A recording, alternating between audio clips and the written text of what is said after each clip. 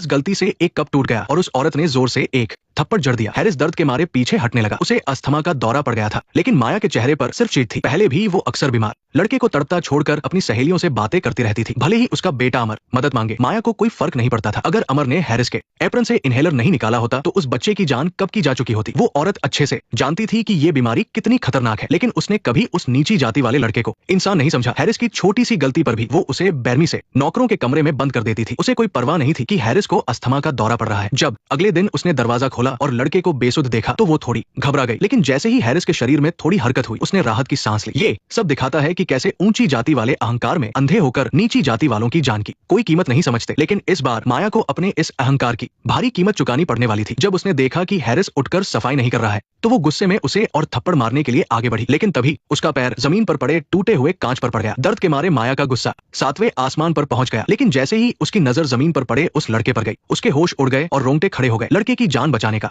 ये एकदम सही समय था। वो चाहती तो उस लड़के की जान बचा सकती थी, लेकिन इसके लिए उसे हैरिस के शरीर को छूना पड़ता। अपने इसी झूठे अहंकार के चलते वो हिचकिचा गई। उसकी इसी कुछ पलों की हिचकिचाहट ने हैरिस की जान ले ली। माया एम्बुलेंस बुलाने की हिम्मत नहीं जुटा पाई, क्योंकि उसे डर था कि बाद में वो पुलिस के सवालों का क्या जवाब देगी। इसलिए उसने कुछ नहीं किया। आधी रात को जब उसका पति काम से घर लौटा तो लड़के के पैरों पर नीले निशान पड़ चुके थे और माया अपना सिर पकड़कर चुपचाप बैठी थी। उसका पति उसके साथ रहता था, इसलिए वो उसके इस ठंडे बर्ताव को अच्छे से जानता था। उसने कई बार अपनी पत्नी को समझाया था कि वो हैरिस के साथ अच्छे से पेश आए, क्योंकि वो भी उनके बेटे की ही उम्र का था, लेकिन माया ने कभी उसकी एक नहीं सुनी। माया का झूठ बिल्कुल साफ पकड़ा जा रहा था। जब पति ने पुलिस को बुलाने की बात कही तो वो तुरंत घबरा गई। माया जानती थी कि उसका पति उससे बहुत निराश है। उसने अपने लिए कोई रहम की भीख नहीं मांगी, बल्कि उसने अपने बेटे का हवाला दिया। अगर उसकी मां कातिल साबित हुई तो बेटे की पूरी जिंदगी बर्बाद हो जाएगी। इस चालाक औरत ने अपने ही बच्चे का वास्ता देकर अपने पति को भी इस जुर्म में शामिल कर लिया। अपनी पत्नी के दबाव में आकर उसने एक ऐसा फैसला लिया जिसे कभी माफ नहीं किया जा सकता था। मन ही मन वो बहुत पछता रहा था, लेकिन उसने हैरिस को अपने ही घर के आंगन में दफना दिया। उधर माया ने लड़के का सामान समेटना शुरू कर दिया। हैरिस की मौत की जिम्मेदार होने के नाते अब उसे लड़के के कमरे की हर एक चीज से डर लग रहा था। अपने ही डर के कारण वो बुरी तरह घबरा चुकी थी। जब वो वहां से जा रही थी तो गलती से उसका पैर एक छोटे से बाजे पर पड़ गया, जिसकी आवाज सुनकर वो डर गई। वो हैरिस का पसंदीदा खिलौना था। काम करते वक्त वो हमेशा उसे अपने पास रखता था। माया ने घबराकर उस बाजे को डिब्बे में डाल दिया, कोई नई मुसीबत ना खड़ी हो। इसलिए अगले ही दिन उसके पति ने वकील के जरिए लड़के के माता पिता को खबर भिजवा दी। इससे साफ पता चलता है कि भारत में ऊंची जाति वालों का नीची जाति वालों पर जुल्म करना कोई नई बात नहीं है, लेकिन ऐसे कई मामले तो कोर्ट तक पहुंच ही नहीं पाते। ऐसा नहीं है कि कानून उनका साथ देता है, बल्कि केस दर्ज करना और सबूत जुटाना इन कमजोर लोगों के लिए बहुत मुश्किल होता है। कुछ लोग बेगुनाह होने की वजह से नहीं, बल्कि इसलिए बच निकलते हैं क्योंकि वक्त उनका साथ देता है। जाति की असली ताकत कभी भी कोर्ट के फैसलों में नजर नहीं आती, और इस वकील ने तो सारी हदें पार कर दी। उसने इल्जाम लगाया कि हैरिस घर से गहने चुराकर भाग गया है। उस लड़के के माता पिता के पास कोई चारा नहीं था। आखिरकार उन्हें वकील की धमकियों के आगे झुकना पड़ा और समझौता करना पड़ा। इसके बाद हैरिस के जीने या मरने से माया के परिवार का कोई लेना देना नहीं था, लेकिन उस आदमी का ज़मीर उसे अंदर ही अंदर खाए जा रहा था। उसने कुछ पैसे निकाले और वकील को देकर कहा कि वो उन्हें हैरिस के घर वालों को दे दे। वहीं दूसरी ओर असली कातिल यानी उसकी पत्नी का हाल भी कुछ ठीक नहीं था। उसे डरावने सपने आने लगे थे। हर सपने में माया खुद को एक कोने में डरा हुआ और सिकुड़ा हुआ पाती थी। बस फर्क सिर्फ इतना था कि उस चेहरे पर एक अजीब सा खौफ था। धीरे धीरे उसका शक बढ़ने लगा और उसे हमेशा ऐसा लगता था कि घर में कोई अनजानी ताकत मौजूद है। जब उसने देखा कि सामने उसका पति है तो उसकी जान में जान आई। पति के टोकने पर उसे एहसास हुआ कि उसके पैर में कुछ चुभ रहा है, जबकि फर्श को तो उसने पहले ही साफ कर दिया था। फिर कांच का ये टुकड़ा आखिर कहां से आया? क्योंकि वो अपनी जालिम पत्नी का सामना नहीं करना चाहता था, इसलिए पति ने कुछ दिन ऑफिस में ही रहने का फैसला किया। इस बात से माया बहुत नाराज थी और फोन पर अपनी सहेली से अपने पति के बर्ताव की शिकायत करने लगी। अक्सर अमर हैरिस के साथ खेलता था, लेकिन अब वो अपनी माँ से साथ खेलने की जिद कर रहा था। लेकिन माया के पास अपने बेटे के साथ ये बचकाने खेल खेलने का बिल्कुल वक्त नहीं था। उसने हाथ हिलाकर उसे किनारे हटने को कहा ताकि उसकी फोन पर बात में कोई रुकावट ना आए। निराश होकर वो बच्चा अपना टेंट लेकर आंगन में खेलने चला गया और उसने वो टेंट उसी जगह लगाया जहां उसके पिता ने हैरिस को दफनाया था। अमर टेंट में बैठकर अपनी खिलौना कार से खेलने लगा और फिर उसने अपने खिलौने वाले फोन से हैरिस को कॉल लगाया और हैरानी की बात यह थी कि कॉल लग भी गया। किसी को नहीं पता कि ये खेल कितनी देर तक चला, लेकिन जब अमर वापस आया तो वो अपने साथ एक ऐसे मेहमान को ले आया जिसे कोई देख नहीं सकता था। शुरुआत में ऐसा लगा जैसे वो दरवाजे के बाहर ही रुक गया हो, लेकिन फिर बच्चे ने उसे अंदर आने के लिए बुला लिया। आवाज सुनकर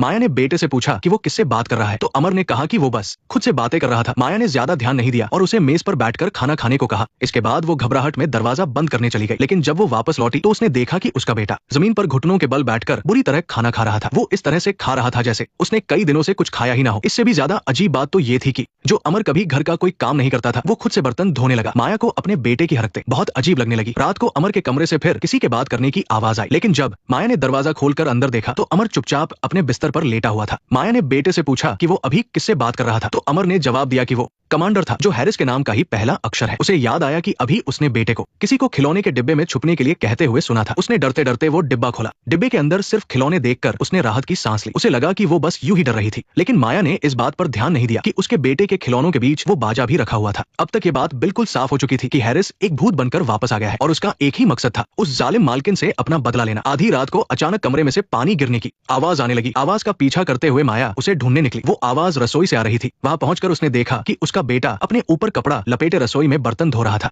लड़का धीरे से मुड़ा। उसके चेहरे के भाव बिल्कुल हैरिस जैसे थे। कोई भी बेवकूफ समझ जाता कि बेटे के साथ कुछ गलत है, लेकिन वो औरत खुद को धोखा दे रही थी। उसका कहना था कि अमर बस नींद में चल रहा है। गुस्से से भरी वो आत्मा अब और बर्दाश्त नहीं कर पाई और उसने सीधे लड़के के मुंह से सच उगलवा दिया। उस वक्त हैरिस की सांसें चल रही थी। तुमने उसे बचाया क्यों नहीं? तुम्हें पता है मिट्टी के नीचे कितना अंधेरा और ठंड होती है? एक एक करके ऐसा लगा जैसे अमर ने सब कुछ अपनी आंखों से देखा हो, लेकिन इसके बावजूद उस औरत ने अपनी गलती नहीं मानी। उसने खुद को दिलासा देते हुए बेटे से कहा कि ये सब सच नहीं है। हैरिस बहुत पहले अपने घर वापस जा चुका है। अब चुपचाप जाकर सो जाओ, ऐसी बात दोबारा ना हो। इसलिए अगले दिन उसने बेटे को आदेश दिया कि वो सिर्फ कमरे में ही रहेगा। अमर को आंगन में जाने से रोकने के लिए उस औरत को मजबूरी में उसके साथ घर घर खेलना पड़ा। उसने सूट पहना और पति का नाटक किया, जिससे अमर खिलखिलाकर हंसने लगा। जब बेटे की बारी आई तो उसने अपनी माँ को आंखें बंद करने को कहा। वो औरत मान गई, लेकिन जब उसने आंखें खोली तो सामने का नजारा देखकर उसकी धड़कनें रुक सी गई। पता नहीं कहां से बेटे ने हैरिस के कपड़े ढूंढ निकाले और उन्हें पहन लिया। उस औरत ने कांपती आवाज में उसे वो कपड़े उतारने को कहा, लेकिन हमेशा बात मानने वाले बेटे ने अजीब तरह से मना कर दिया। जैसे ही माया ने उसे जबरदस्ती उतारने की कोशिश की, अमर हॉर्न बजाकर तेजी से भाग गया। माया ने लगभग पूरा घर छान मारा, लेकिन बेटा कहीं नहीं दिखा। हारकर वो उस जगह गई जहां जाने से वो डरती थी।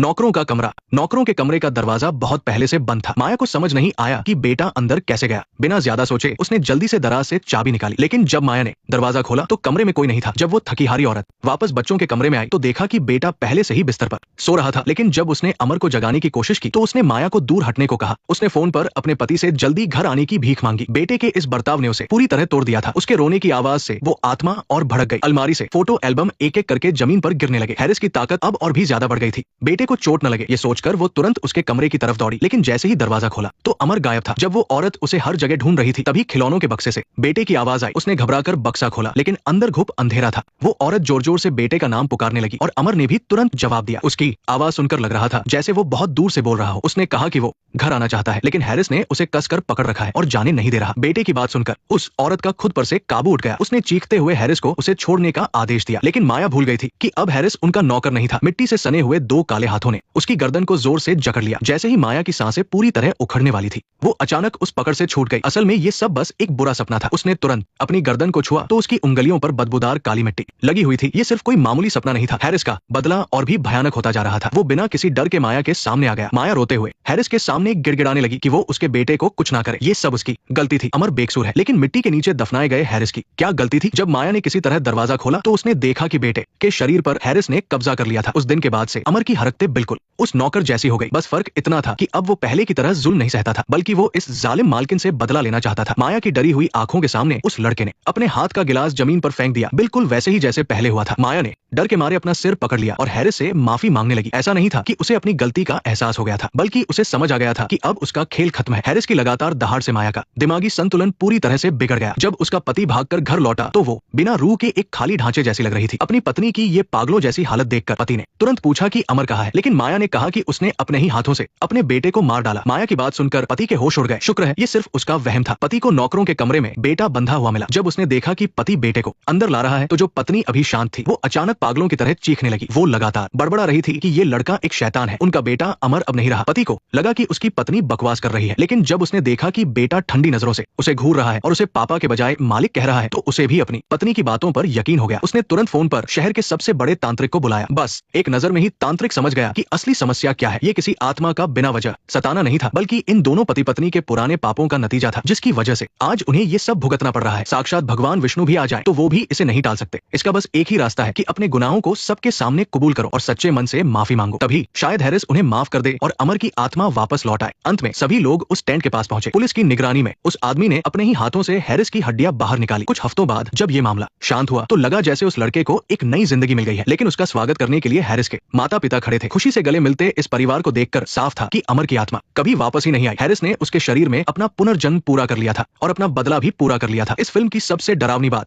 कोई भूत नहीं है, बल्कि वो सच्चाई है जो आत्मा के आने से बहुत पहले ही घट चुकी थी। हैरिस की मौत कोई गलती या गुस्से में उठाया गया कदम नहीं था, बल्कि ये एक के बाद एक हुए उन जुल्मों का नतीजा था जिसे वो अपना हक समझते थे। गिलास टूटने पर पीटा जा सकता है, बीमारी को अनदेखा किया जा सकता है, किसी की जान की कोई कीमत नहीं है। असल में जानलेवा कोई कांच का टुकड़ा या अस्थमा नहीं था, बल्कि वो कुछ मिनटों की देरी थी। उसे छूने या ना छूने की झिझक में एक इंसान की जान को उनकी झूठी इज्जत से कम समझा गया। फिल्म ने हॉरर के पर्दे के पीछे एक बहुत ही कड़वे सच को दिखाया है। जब किसी इंसान को नीचा, गंदा और छूने के लायक नहीं समझा जाता तो समाज भी उसे मरने के लिए छोड़ देता है। कानून है, नियम है, लेकिन असल में जिंदगी और मौत का फैसला वो हदें करती है जो किसी किताब में नहीं लिखी। हैरिस को किसी हथियार से नहीं मारा गया, बल्कि लोगों की बेरुखी ने उसे मार डाला। उस आत्मा का वापस आना डराने के लिए नहीं था, बल्कि उन गुनहगारों को मजबूर करने के लिए था कि वो भी उसी दर्द को महसूस करें। अनदेखा किया जाना, दूसरों के इशारों पर नाचना और एक औजार की तरह इस्तेमाल होना। जब अमर धीरे धीरे एक और हैरिस बन गया तो फिल्म ने अपनी सबसे खौफनाक सच्चाई सामने रखी। जुल्म कभी खत्म नहीं होता, वो बस एक नया शरीर ढूंढ लेता है। इस कहानी के अंत में कोई सच्चा इंसाफ नहीं मिलता, भले ही सच सामने आ जाए और गुनाह कबूल कर लिया जाए, लेकिन जो छिन गया वो कभी वापस नहीं आ सकता। फिल्म के आखिर में जो बचता है वो डर नहीं, बल्कि एक गहरी और चुभने वाली सच्चाई है। जब इंसानियत को बार बार कुचला जाता है तो खौफ बस एक न एक दिन सामने आ ही जाता है। नेक्स्ट पार्ट देखने के लिए वीडियो को लाइक करो।